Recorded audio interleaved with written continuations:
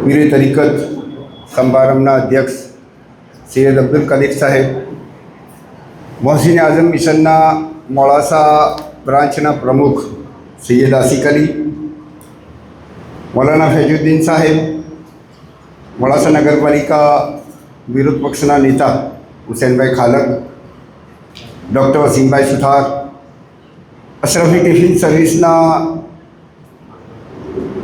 Coordinator સિકંદરભાઈ સુથાર, councillor મોહિદ્દીનભાઈ Malik, શોએબભાઈ જેથરા, મારા મિશનના સાથી કાર્યકરો આરીફભાઈ, જાકીરભાઈ, સાબિર હુસેન ખોખર, મિશનના આમંત્રણને માન આપીને અહીંયા ઉપસ્થિત મોટી સંખ્યામાં ઉપસ્થિત બહેનો, વાલા વિદ્યાર્થી ભાઈઓ અને મારા મિશનના સાથી કાર્યકરો, અસ્સલામુ અલૈકુમ વરહમતુલ્લાહિ વબરકાતુહ. કોઈ પણ કાર્યની પ્રશંસા કરવામાં આવે યા તો તેને મૂલવવામાં આવે તો તે કાર્ય કરનારની કાર્યક્ષમતામાં વધારો થતો હોય છે. આ એ જ આશયને લઈને આજે મોહસિન આઝમ મિશન દ્વારા એક અરવલ્લી જિલ્લા લેવલે તેજસ્વી વિદ્યાર્થીઓને સન્માનવાનો એક કાર્યક્રમ કરવામાં આવ્યો છે. આ કાર્યક્રમનો હેતુ એ છે કે જે આપણા બાળકો સમાજમાં શિક્ષણ લઈ રહ્યા છે અને આગળ વધી રહ્યા છે એ મોટિવેટ થાય, એમને મળતું માન સન્માન જોઈને બીજા જે બાળકો કોમ્પિટિશનમાં પાછળ છે એમને મોટિવેશન મળે અને એ પણ આગળ આવવા માટે પ્રેરાય. આ ઉમદા હેતુને લઈને આ કાર્યક્રમ થઈ રહ્યો છે. તો આ હેતુને પાર પાડવા માટે મિશનની અસ્કરી એજ્યુકેશન સર્વિસ આ એક કાર્યક્રમ પૂરતી સક્રિય નથી, પરંતુ સમગ્ર વર્ષ દરમિયાન, શૈક્ષણિક વર્ષ દરમિયાન મોડાસાની વિવિધ અને ખાસ કરીને ઉર્દુ શાળાઓ જ્યાં હાજરીનો પણ પ્રશ્ન હોય છે, એવા વિસ્તારમાં આવેલી શાળાઓ છે કે જ્યાં બાળકો સ્કૂલ આવવા માટે પણ તૈયાર નથી હોતા. ત્યાં રહેલા ટીચર્સ મહેનત કરે છે, એ બાળકોને એવું અક્ષરનું જ્ઞાન, જે પ્રાથમિક શિક્ષણ જે સરકારે ફરજિયાત કર્યું છે. આપણને નવાઈ લાગશે કે સાહેબ હુસૈનભાઈએ કીધું કે મોડાસા એક શિક્ષણ નગરી છે, શૈક્ષણિક નગરી. આ જ મોડાસામાં એવા વિસ્તાર છે જ્યાં બાળકો સ્કૂલમાં આવતા નથી અને એ પણ આપણા સમાજના છે. એ કેવી રીતે પોસિબલ બને કે 10% કે 20% સમાજના લોકો જે સુખી સંપન્ન હોય, અલ્લાહ તાલાએ તેમને તમામ શક્તિઓ આપી હોય, પૈસા આપ્યા હોય, શિક્ષણ આપ્યું હોય, આવા સંસ્થાનો આપ્યા હોય, આવા કાર્યકરો આપ્યા હોય, અને એ બાળકો જો તરક્કી કરે અને આપણો 80% વર્ગ પાછળ રહી જાય તો શું એ સમાજે પ્રગતિ કરી કહેવાય? મિશનની દ્રષ્ટિમાં એ આપણી પ્રગતિ નથી, કારણ કે આપણી સૌની સહિયારી જવાબદારી છે કે આપણે જે રીતે ઇસ્લામમાં છે કે તમારો પડોશી ભૂખ્યો રહે અને તમે ખાઈ લો તો એનો પણ તમારે અલ્લાહ તાલાને ત્યાં જવાબ આપવો પડશે. એ જ રીતે તમારું બાળક ભણી લે અને તમારા પડોશનું, તમારે ત્યાં કામ કરવાની બાઈનું કે તમારા સગાવાલાનું બાળક ભણી ના શકે તો એના માટે પણ જવાબદારી કંઈક ને ક્યાંક આપણી સુનિશ્ચિત થવાની છે. અલ્લાહ તાલા તરફથી હશરના મેદાનમાં આપણે એક સવાલ કરવામાં આવશે. સુફિયાએ કિરામે કીધું છે ખૂબ સરસ વાત કે તમે એક માણસને ભૂખ્યાને ખાવા ખવડાવો, નો ડાઉટ સારામાં સારું કામ છે, અલ્લાહ તાલાને પસંદ છે, અલ્લાહ તાલા એનાથી ખૂબ રાજી થાય છે. પણ સવારે ખવડાવો એટલે એને સાંજે પાછી ભૂખ લાગે એટલે પાછી એની જરૂરત ઊભી થાય. એક માણસની જોડે કપડાં નથી, એને તમે કપડાં આપ્યા 2 મહિના, 4 મહિના, 6 મહિના, 12 મહિના પછી એ કપડાં ફાટે એટલે પાછી એની જરૂરત ઊભી થાય. પરંતુ સુફિયાએ કિરામ એમ કહે છે કે જ્યારે તમે કોઈ વ્યક્તિને શિક્ષણ આપો છો, એના એજ્યુકેશન માટે મદદ કરો છો, તો એ મદદ એવી છે કે જે એક વખત તમે કરો તો એને કબરની ગોદ સુધી એને રસ્તો બતાવે છે. એટલે સારામાં સારું દાન એ એજ્યુકેશન, શિક્ષણ છે. એના માટે મોટિવેટ કરવું હોઈ શકે, આર્થિક મદદ કરવી હોઈ શકે કે એને વાતાવરણ પૂરું પાડીએ.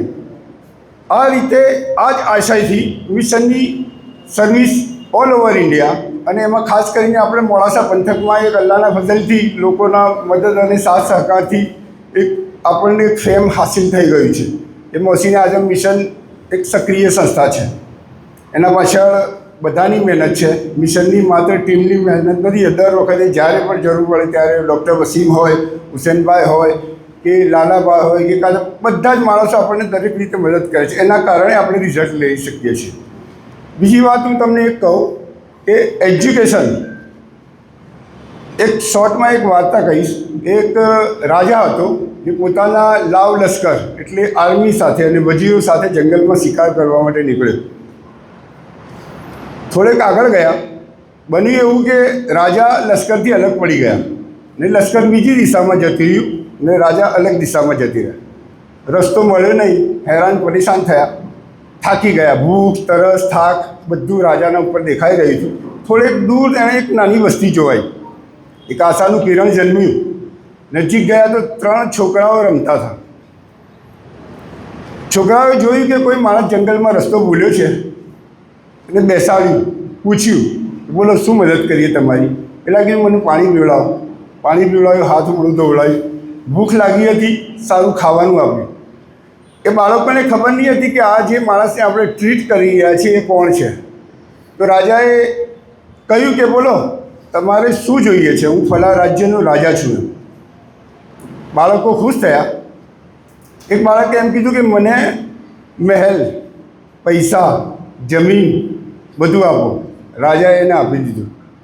બીજા બાળકે કહ્યું કે મને તમારા મહેલમાં સારી પોઝિશન, ઉપજાઉ જમીનો અને એક નાનું કિંગડમ મને આપો. રાજાએ એ પણ આપી દીધું. એક ત્રીસરો બાળક ત્યાં રમી રહ્યો હતો. રાજાએ પૂછ્યું, બોલ તારે શું જોઈએ? એ બાળકે કહ્યું કે સાહેબ, રાજા મારા માટે તમે શિક્ષણની વ્યવસ્થા કરી આપો. રાજાએ એના માટે એજ્યુકેશનની વ્યવસ્થા કરી આપી. 10 વર્ષ 15 વર્ષ વીત્યા. રાજાને પછી એમ થયું કે જ્યારે એ બાળક, જે ત્રીસરું બાળક જેણે શિક્ષણની વ્યવસ્થા કરી આપી, તે પોતાની કાબિલિયતના કારણે એ જ મહેલમાં રાજાના મંત્રીમંડળના અત્યારે સર્વોચ્ચ હોદ્દા ઉપર પોતાની શક્તિઓના કારણે આવીને ઊભો રહ્યો. ત્યારે રાજાએ એને કહ્યું કે તારા 2 બીજા મિત્રો શું કરે છે, મારે જોવું છે. એ બંને ગયા. જોયું કે પહેલા બાળકે જે મહેલ અને જમીન માગી હતી એક નાની ઝૂંપડીમાં રહેતો હતો, મજૂરી કરતો હતો. રાજાએ પૂછ્યું કે તને મેં બધું આપ્યું છું, ગયું ક્યાં? એણે કીધું કે હું ખરાબ આદતોમાં પડ્યો એ મારું બધું જુગારમાં હારી ગયો, એ મારી દુર્દશા સ્થિતિ બહુ ખરાબ છે. બીજા દોસ્ત જોડે ગયા. બીજા દોસ્ત પથારી ઉપર પડ્યો રહ્યો હતો, બીમારીની હાલતમાં હતો. એક નાના સરખા ઘરમાં રહેતો હતો, જેણે મહેલ, જમીનો અને થોડુંક નાનું રાજ્ય પણ આપવામાં આવ્યું હતું. એને પૂછવામાં આવ્યું, એણે કહ્યું કે મારી આળસના કારણે મારું બધું જતું રહ્યું, આજે હું માંદગીમાં આવી ગયો છું. અને ત્રીસરો બાળક જે રાજા જોડે હતો, જેણે શિક્ષણ માગ્યું હતું, એ આજે રાજાની જોડે ઉચ્ચ હોદ્દા ઉપર એના મહેલમાં હતો.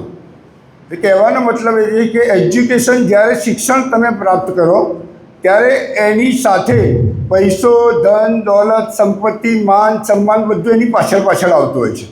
તો જીવન જીવવાનો મુખ્ય ધ્યેય આપણે એક એજ્યુકેશન મેળવવા માટેનો એક બનાવવો જોઈએ. આજના પ્રસંગે હું મોહસીને આઝમ મિશન તરફથી અસ્કરી એજ્યુકેશનના પ્લેટફોર્મથી આ સફળ થનાર તમામ બાળકોને અભિનંદન પાઠવું છું. મિશન દ્વારા અવારનવાર નાના મોટા શૈક્ષણિક જાગૃતિના કાર્યક્રમો થતા રહે છે. તેમાં આપ સૌ પોતાનું સાથ સહકારી યોગદાન આપો. અંતમાં એક વાત કહીશ. ડૉક્ટર APJ અબ્દુલ કલામે કહ્યું છે કે સ્વપ્ન એ નથી જે તમને ઊંઘો અને બિસ્તર પર ઊંઘો ત્યારે આવે. સ્વપ્ન એ છે કે જે તમને ઊંઘવા ન દે, એને સપનું કહેવાય. તો એવા સ્વપ્ન જોવાના છે આપણે જે આપણને ઊંઘવા ના દે. મોહસીને આઝમ મિશનના સંસ્થાપક સૈયદ હસન અસ્કરી સાહેબનું એક સ્પષ્ટ અને ક્લિયર વિઝન છે. હઝરતનું એમ કહેવું છે કે આગળ વધવાનો એકમાત્ર રસ્તો ભણવું છે. પઢોગે તો આગે બઢોગે. એક સ્લોગન આપ્યું, એના ઉપર આખા ભારતમાં મિશનની ટીમો કામ કરી રહી છે. આપ સૌનો ફરીથી એક વખત આ પ્રોગ્રામને સફળ બનાવવા માટે દિલની ગહેરાઈથી ખૂબ ખૂબ આભાર વ્યક્ત કરું છું. અસ્સલામુ અલૈકુમ.